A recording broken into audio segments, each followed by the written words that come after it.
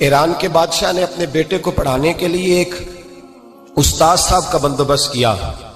استاد صاحب کو کہا کہ میرے بچے کو دین پڑھائیے، میں چاہتا ہوں کل اس نے عنان حکومت کو سنبھالنا ہے تو یہ دین سے آگاہ ہو جائے، اس کو کچھ سکھائیے، پڑھائیے۔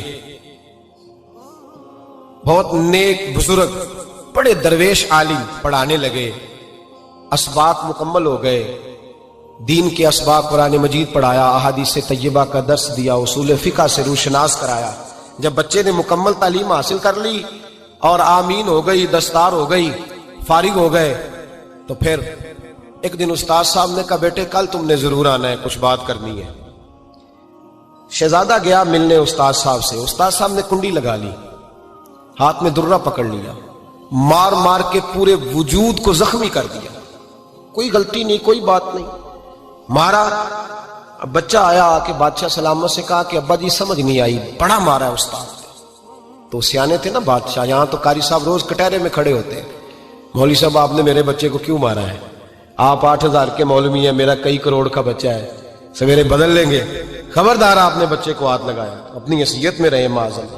جو قومیں استادوں کو کٹہروں میں کھڑا کرتی ہیں وہ ترقی نہیں کر پاتی، جو استادوں کو کٹہروں میں روز کھڑا کرتے ہیں۔ کہا ابا جی بڑا مارا ہے، تو والد بڑے سمجھدار تھے، کہنے لگے بیٹا استاد باپ ہوتا ہے، وہ زیادتی نہیں کرتا، کوئی بات ہوگی میں تیرے استاد کو کٹہرے میں نہیں بلاؤں گا۔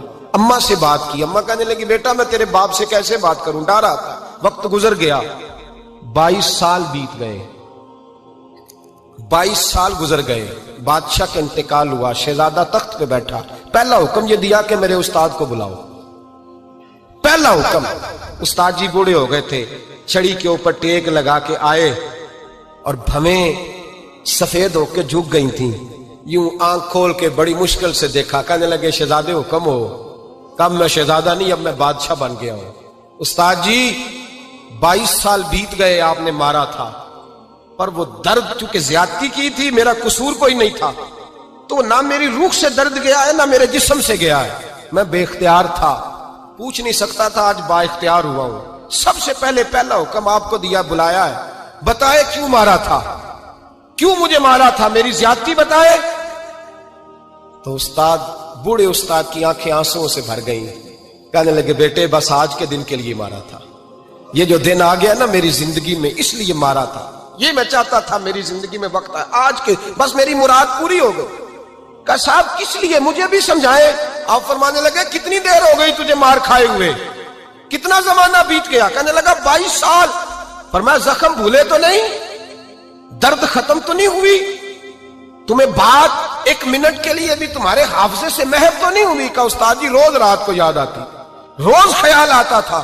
استاد کہنے لگے بھائی تو بے اختیار تھا، پوچھ نہیں سکا، 22 سال تجھے یاد رہا، مجھے پتا تھا تو ایک دن حکمران بنے گا، میں نے تجھے اس لیے مارا تھا کہ بیٹے یاد رکھنا، کسی پہ ظلم نہ کرنا، اگر تجھے 22 سال تک یاد رہا ہے تو جس پر تو ظلم کرے گا اسے بھی قیامت تک یاد رہے گا، اور یہ یاد رکھنا تو آج با اختیار ہوا تو تو نے مجھے بلا لیا ہے، قیامت کے دن غریب با اختیار ہو جائیں گے، مظلوم با اختیار ہو جائیں گے، وہ با اختیار ہوں گے للہ الواحد القہار، رب کریم کی بارگاہ کے اندر ان کا اختیار ہوگا، اکیلے اللہ کی حکمرانی ہوگی۔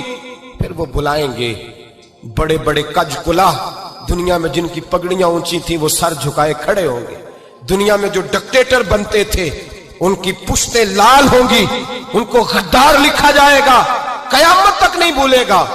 ظلم کرنا تو سوچ سمجھ کے کرنا، اتنا کرنا جتنا تم سہ سکتے ہو، اتنی زیادتی کرنا جتنی قیامت میں تم برداشت کر سکتے ہو۔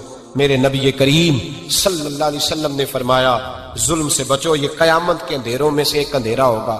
زندگی میں زیادتی نہ کریں، اگر تھوڑی دیر کے لیے کوئی چیز برداشت کر جائیں گے تو وہ فائدہ دے جائے گی، کچھ دیر کے لیے اگر سہ جائیں گے